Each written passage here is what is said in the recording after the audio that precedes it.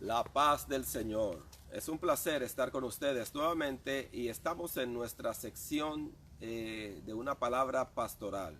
Y bueno, tenemos una combinación de dos generaciones ministeriales. Una persona que comenzó hace más de 50 años el ministerio y una persona un poco más joven en relación con ella, que es mi persona, la pastora Raquel Mateo, está aquí y hay unas cuantas preguntas e inquietudes que nos han surgido. Bueno, saluden a nuestra amada pastora. Sí, bendiciones para todo ese pueblo precioso que está mirándonos y que está esperando aprender de lo que todos aprendemos.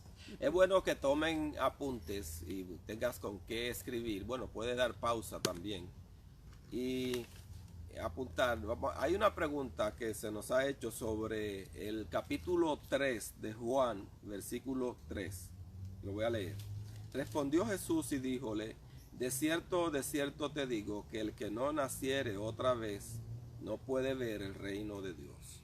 Bueno, hay personas que están confundidas porque han escuchado a celebridades, predicadores, predicadoras, que han dicho que como en 1 de Tesalonicenses capítulo 5 versículo 23 dice: todo vuestro ser, espíritu, alma y cuerpo, de que lo que nace de nuevo es el espíritu. Y toman este versículo como base. Y eso queríamos mirar un poquito sobre eso porque es un error de interpretación. Y tenemos que siempre que tenemos conclusiones teológicas y puntos de vista, no es malo tener un punto de vista y una opinión, no es pecado. Lo que es pecado es decir que el punto de vista y la opinión es algo establecido por Dios y en la Biblia. En la Biblia en ningún lugar aparece de que lo que nace de nuevo es el espíritu. No existe eso. Lo que nace de nuevo es el espíritu.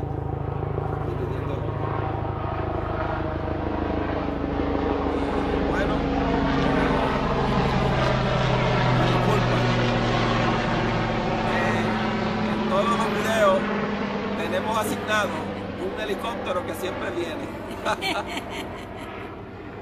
Pues bueno, ya habiendo pasado el helicóptero que siempre nos mandan en los videos, pues decíamos que hay una enseñanza que estratégicamente quiere establecer de que cuando somos nacidos de nuevo, lo que ocurre en el nuevo nacimiento ocurre en el espíritu del hombre nada más. Que solamente el espíritu del hombre es lo que viene a nacer de nuevo, y que el alma, donde está la mente, la voluntad y las emociones, todavía tiene que ser liberada, y el cuerpo, donde puede alojarse demonios, todavía tiene que pasar por liberación. ¿Ve?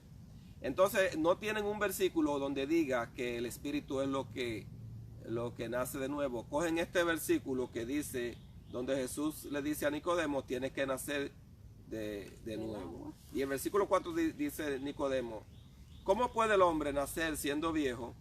¿Puede entrar otra vez en el vientre de su madre y nacer? Está hablando de un aspecto biológico, ¿eh? Eso es algo imposible.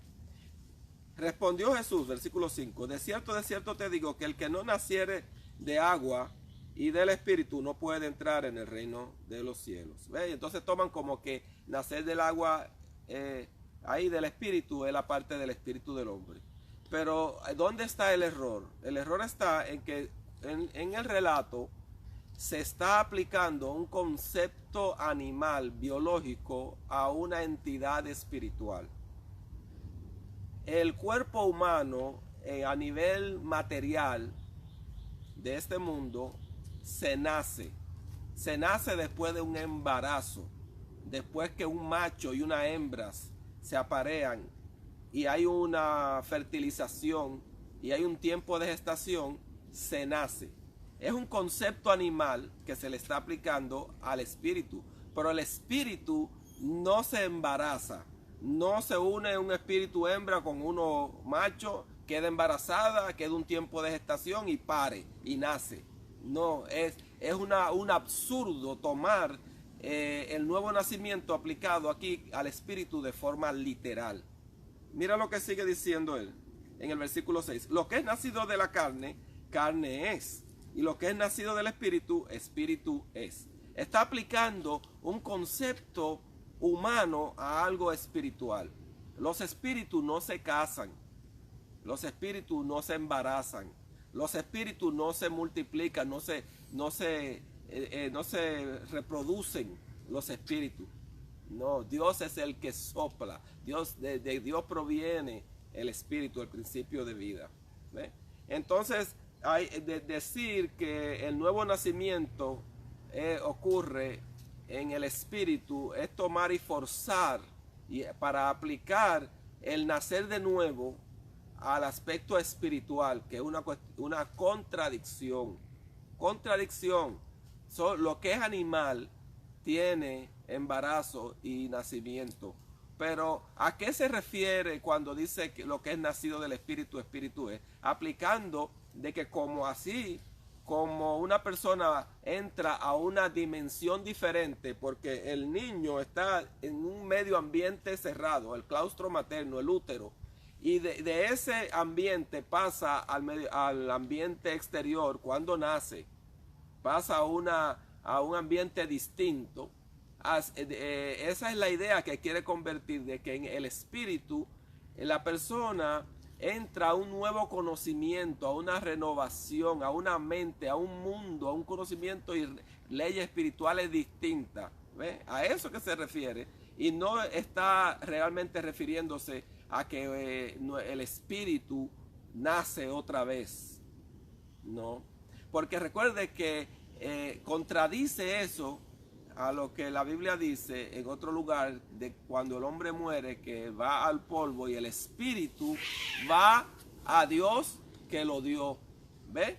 El espíritu va a Dios que lo dio. Entonces, el espíritu del hombre, aun cuando el hombre está caído, es un principio de vida que va a Dios siempre. Ahora, fíjate que cuando Dios creó al hombre, Dios comienza hablando del hombre como de dos partes. Dice que formó un hombre del barro y que sopló espíritu, sopló en él, y entonces fue un alma viviente. Alma viviente, ¿ves? Si tú buscas la palabra alma, es algo que respira. Eso es lo que significa alma ahí, ¿ves? Entonces fue evolucionando el concepto del hombre, y en los tiempos de Platón, en la mitología griega, en la literatura, pues hubo uno que surgió con una teoría de que el hombre es espíritu, alma y cuerpo, y de esa división. Y el apóstol Pablo, cuando está escribiendo a los tesalonicenses, que era una ciudad principal de alto nivel cultural, de la influencia griega, les escribe para que entiendan completamente todo el ser. Y ellos entendían porque habían leído las poesías de la mitología, y le dice en Tesalonicenses capítulo 1 Tesalonicenses capítulo 5 versículo 23, todo vuestro ser, espíritu, alma y cuerpo. Eso no es nuevo. Antes de que él escribiera eso, esa frase que él está diciendo ahí la podemos encontrar en los escritos de los poemas y de la mitología. ¿Ve? Eso no es nuevo. Él está haciendo uso de una expresión muy conocida para ellos. Y fíjate que la división en el hombre entre espíritu, alma y cuerpo es una división teórica, porque solo Dios y la palabra del Señor puede discernir. Solamente la espada del espíritu, que es la palabra, puede partir y discernir el alma del espíritu. Entonces no podemos tomar lo que la Biblia no ha dado una definición estricta y clara para forzar, para entonces decir que lo que nace de nuevo es el espíritu. Oye eso, oye qué cosa más tremenda, ignorando otros versículos que dicen que cuando tú vienes a Cristo, el cuerpo es templo del Espíritu Santo. Lo dice. Dice que tú eres templo del Espíritu Santo. Entonces, no solamente el Señor viene a habitar en tu espíritu, Él habita en tu cuerpo. Jesús dijo, vendremos a Él y haremos morada en Él. Y el Espíritu Santo es que estará con vosotros y estará en vosotros. ¿Ven? Entonces ese concepto de que el Espíritu está limpio porque nació de nuevo, pero la carne está sucia del pecado, no existe. Porque la carne no tiene pecado cuando estamos en Cristo. ¿Sabe por qué? Porque está muerta. Muerta porque con Cristo estoy juntamente crucificado y ya no vivo yo, mas vive Cristo en mí. Y Cristo no vive en mí parcialmente, en una tercera parte. Cristo vive en mí. Ya Cristo vive en mí, no en el Espíritu nada más. No, Señor. El cuerpo es templo del Espíritu Santo. El Espíritu Santo de Dios habita en nosotros. El Padre y yo haremos morada en Él. ¿Ves? Ahora, hay una mente que tenemos que renovar. Sí, Romanos 12. En versículos 1 y 2 dice, transformaos, ¿ves? Por medio de la renovación de vuestro entendimiento. Y ese es el verdadero nacimiento. Sí. Entonces, pues, pretenden para forzar la explicación porque de que puedo pecar y no soy yo porque Cristo está en mi espíritu, soy una nueva criatura, soy salvo. Cuando estoy acostándome con la mujer ajena, es la carne, mi cuerpo, que el hombre animal que está actuando, no soy yo no soy responsable de eso, y esa es mi carne porque tiene maldiciones y pactos y ligaduras del pasado, de mis generaciones. Es un sistema para justificar el pecado. Sí. Y yo quisiera detenerme aquí para explicar otro concepto. Cuando la Biblia habla de la carne, no se refiere a la carne esta, 200 libras o 150 libras que tú puedas tener. La carne se refiere más bien a la naturaleza baja, a las pasiones. Fíjate, cuando Dios creó al hombre, el hombre animal tiene instintos, apetitos normales como de reproducción, la sexualidad, que no es pecado ni es sucio. No, como de comer, beber, de poseer. Ahora, cuando la carne se hace pecadora, se tuerce, se pervierte. No es malo yo poseer, pero si yo quiero poseer lo que no es mío, estoy torciendo ese apetito de poseer, y eso es pecado, es robar, tomar lo que no es mío. Así igual que en el sexo, no es pecado que el hombre sea atraído por la mujer y la mujer por el hombre. Lo que es pecado es tomar esa atracción, ese apetito sexual y hacerlo el centro de tu vida y violentar en contra de la voluntad de la mujer, la violación, en contra del pacto matrimonial, fuera del matrimonio, estar teniendo relaciones. ¿Ves? Entonces se convierte en un pecado. Entonces, cuando la Biblia habla de la carne, amados, no está hablando de esta carne de la mano. Porque entonces si a una persona le cortamos las extremidades, los dos pies, los dos brazos, ¿tiene menos pecado, menos carne? No. Si al ladrón tú le cortas la mano, sigue siendo ladrón. Si al mentiroso tú le cortas la lengua, sigue siendo mentiroso. Sí. La carne, el pecado no está en la carne física. Es que erráis porque ignoráis las escrituras, torciendo la escritura. Detente a pensar. ¿Qué tú crees de esa torcedura? Sí, eso es algo que se debemos de meditar en esas cosas y escudriñar las escrituras para saber dónde está el error y poder liberarnos entonces de ese error. Exacto. Y de lo que nos han enseñado por mucho tiempo y gente que no habían oído quizás esas enseñanzas, cuando la leen, ya se vuelven locos. Sí, la persona que no tienen el entrenamiento de ir a la Sagrada Escritura y poner todo dentro del contexto y saber lo que son el lenguaje figurado, sí. Saber de cuando se está hablando en un sentido, una metáfora, donde se está usando no es directamente. Entonces, amados, es muy simple. Los espíritus no se empreñan, no se embarazan ni paren. Se está usando una palabra que tiene que ver con el ciclo biológico aplicándosele al espíritu. Por lo tanto, forzosamente estamos hablando de un lenguaje figurado. Entonces, ese nuevo nacimiento ahí no se puede tomar literal, eso es un error. Y queremos ir a otro punto. Cuando la palabra dice, de modo que si alguno está en Cristo, nueva criatura es, las cosas viejas pasaron y todas son hechas nuevas. Oye, espíritu, es todo, ¿no? Es todo nuestro ser. La palabra todas son hechas nuevas. No dice el espíritu hecho nuevo. Nuevo, todo nuevo. Es que cuando tú vayas a la Biblia y conoceréis la verdad, y la verdad nos hará libre. No se puede quedar un pedacito crudo. ¿Cómo es todo posible? tiene que estar Exacto. cocinado. Sí, Jesús, ¿cómo es posible que tú pienses que en el mismo, una misma persona está Dios y está el diablo? No. Ahí llegan al grado de que piensan que si una persona bebe alcohol es que tiene un demonio alcohólico en el estómago. Es decir, tiene a Cristo en el espíritu y en el cuerpo tiene el diablo. Es decir, es una cuestión absurda completamente. Sí, así si tú es. lo piensas, no te lleves de las masas cuando dicen esta cosa que usted ve la gente hablando en lengua y brincando y tirándose al piso. Las multitudes no piensan, señores. Las multitudes, si tú le dices, ustedes son todos unos pulgosos y piojosos, ellos dicen, amén, gloria a Dios. Ellos no saben, no piensan. Sí. Pero para eso estamos aquí, para que tú discernir. pienses, te detengas. Así es. Y eso lo han hecho algunos predicadores que le han dicho en una congregación, ¿cuántos se quieren ir para el infierno? Amén. Un montón de gente dicen amén, no piensan. Sí. Las multitudes no piensan, amados. La Así gente es. no piensa. Así Entonces es. ustedes tienen que detenerse a pensar para que no sean llevados. Eso es tremendo ridiculez. ¿Y cuál es el otro punto que Ese tenemos? de la confesión.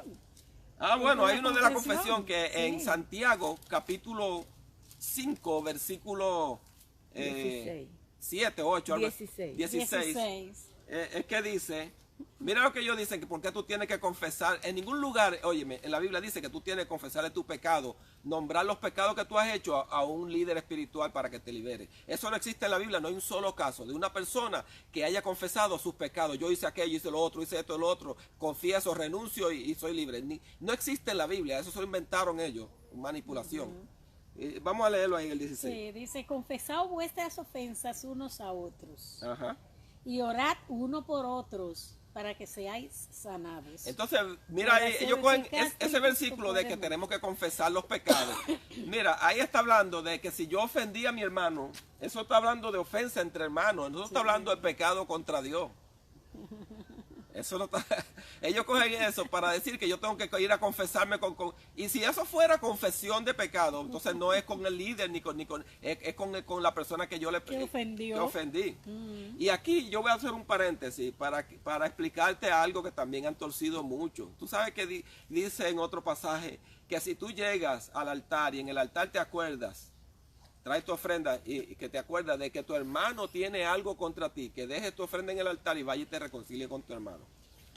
Pero ellos tuercen eso porque ahí dice que si tú te acuerdas que tu hermano tiene algo contra ti, no que si tú vienes al altar y en el altar tú te acuerdas que tú tienes algo contra tu hermano, son dos cosas Sí, distintas. sí, son diferentes. Porque yo puedo ir al altar con mi ofrenda y yo tener algo en contra de la pastora que ella ni siquiera sabe, y en el altar el Señor me dice, mira, tú tienes algo contra la pastora, y yo lo perdoné y ahí se resolvió el problema. Pero ahí dice que si en el altar yo me acuerdo de que ella tiene algo contra mí, yo tengo que ir a resolver.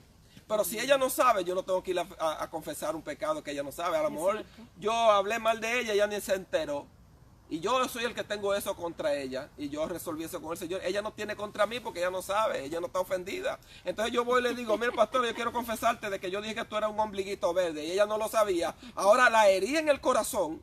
¿Cómo tú me traicionaste, dijiste esto? La herí para entonces sanar. Para ahora perdóname. Eso es una cuestión diabólica. Eso satánica. trae confusión, trae división, trae Exacto. enemistad. Entonces ahí está hablando en Santiago de confesar vuestras ofensas uno con otro, de que si te ofendí y cómo no vuelvo a ofenderte. Eso no está hablando de que tenemos que confesar los pecados y tengo que confesar maldiciones generacionales, ciclos de iniquidad. No tengo que ir a confesar lo que hicieron los taínos, lo que hicieron los indios morenos que se robaron en África, que tenemos sangre morena, y lo que hicieron los delincuentes criminales, asesinos, esos religiosos europeos que se robaron y mataron y violaron, y con la cruz y con la religión la impusieron. Yo tengo que ir a pedir perdón por todos los pecados de ellos. No, Señor, la Biblia dice, el alma que pecare, esa morirá, no la otra.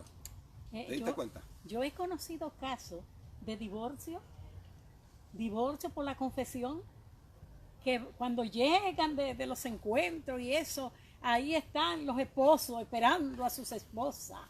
Y entonces comienzan ella a decir, ay, yo fui liberada porque yo le fui infiel, me acosté con otro hombre. Y el marido no no sabía. lo sabía. Ay, Padre Santo. Pero está bueno que le pase eso por sí, bruto. Sí, he oído de casos de que los maridos se han parado en medio de la congregación. Imagínate tú el y la han esposo herido. insultado. El esposo herido. Sí. los hijos heridos, la Sí. autoestima de la hija, Sí. del hijo, Todo, la todo, suegra, un desastre. los hermanos, las familias enemigas. Eso es un diabólico. desastre. El diablo se ríe de esa Señor, doctrina de confesar sí, los Señor. pecados a los hombres. Sí, es una Señor. cosa diabólica, satánica, amados. Pero con dos dedos de frente que tú pienses, tú te das cuenta. No existe, en la Biblia no hay una sola persona que fue donde un ministro, donde Pablo, Pedro, Juan, y le confesó sus pecados y ellos lo absolvieron. No hay un solo caso. No hay un solo caso. Tienen que coger un versículo y torcerlo para poder, y eso es lo que quieren es tener el control. Tenemos otro punto aparte de eso. Bueno, mira, una persona la otra vez nos llamó y nos dijo, oh, cójalo suave, bájale un poquito la velocidad, una expresión dominicana. Pero mira, nosotros estamos tratando aquí con vida o muerte, el destino eterno de mucha gente. Y si yo me voy a perder y voy por un camino equivocado, yo no quiero que el que pudiera decirme la verdad lo coja suave, ni baje la velocidad. Que aumente la velocidad y me rescate rápido. Que sea fiel, que me diga la verdad, pam, pam, vino, vino. Así es. No podemos pasarle la mano al pecado. Tenemos que corregir lo que está mal. Sí. Tú sabes la cantidad de ideas bíblicas que yo he ido corrigiendo en mi vida, la cantidad enorme. Si yo nací en esto, oyendo lo que los predicadores decían todo el tiempo, y antes los cultos eran todos los días, ¿verdad?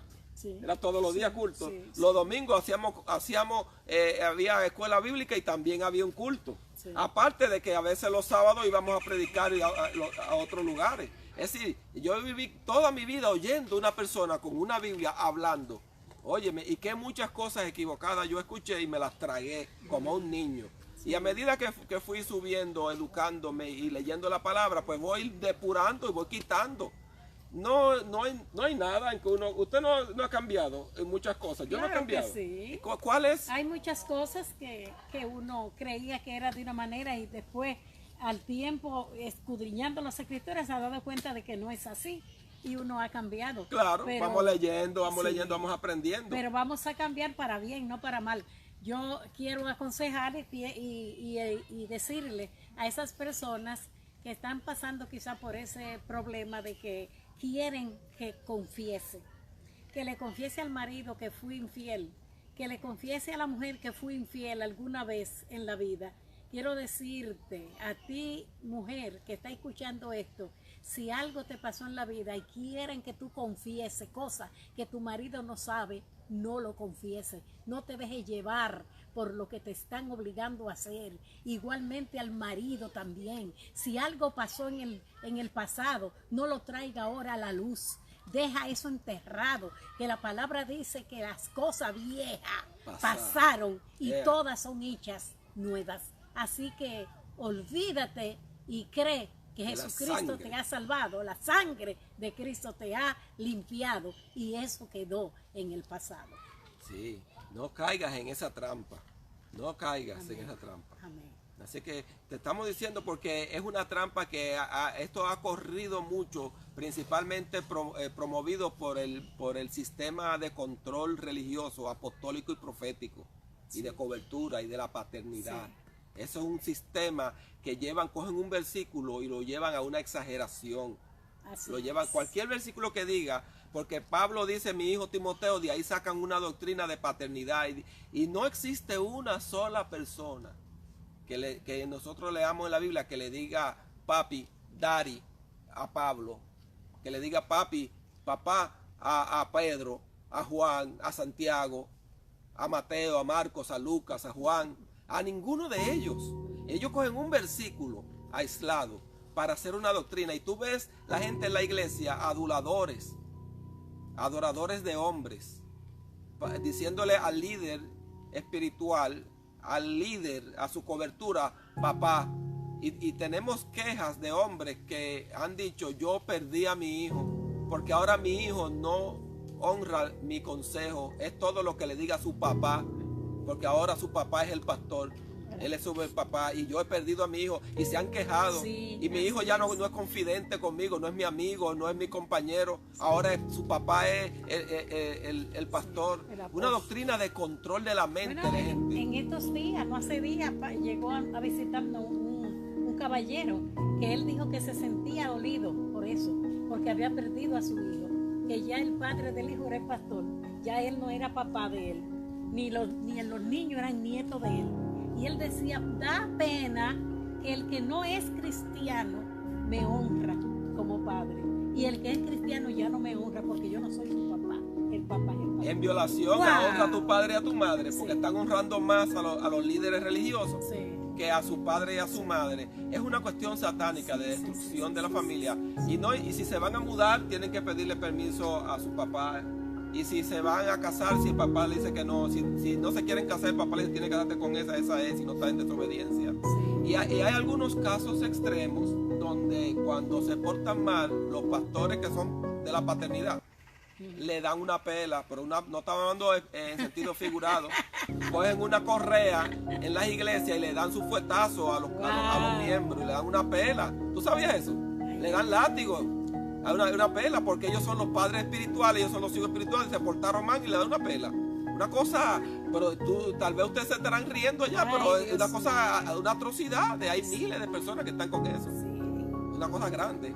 Quizá otros no lo crean, otros que no crean eso, pero eso es cierto. Pero todo eso es antibíblico, satánico, diabólico, y las masas, miles y cientos de miles de personas, no te sorprendas, ellos no quieren la verdad, quieren la religión, quieren que la gente no ama la luz, porque la luz revela que sus obras son malas. Quieren un sistema religioso, no quieren la verdad. ¿Ves? Y no les gusta, esto es algo que ofende. Pero estamos para que tú reflexiones. Si te ofendiste con nosotros, piensa y ve y ora a Dios y dile, Señor, no me dejes vivir creyendo una mentira. Bueno, vamos a dejar hasta aquí la palabra pastoral para comenzar en unos minutos de una vez con la parábola. Nos vemos pronto. La paz del Señor.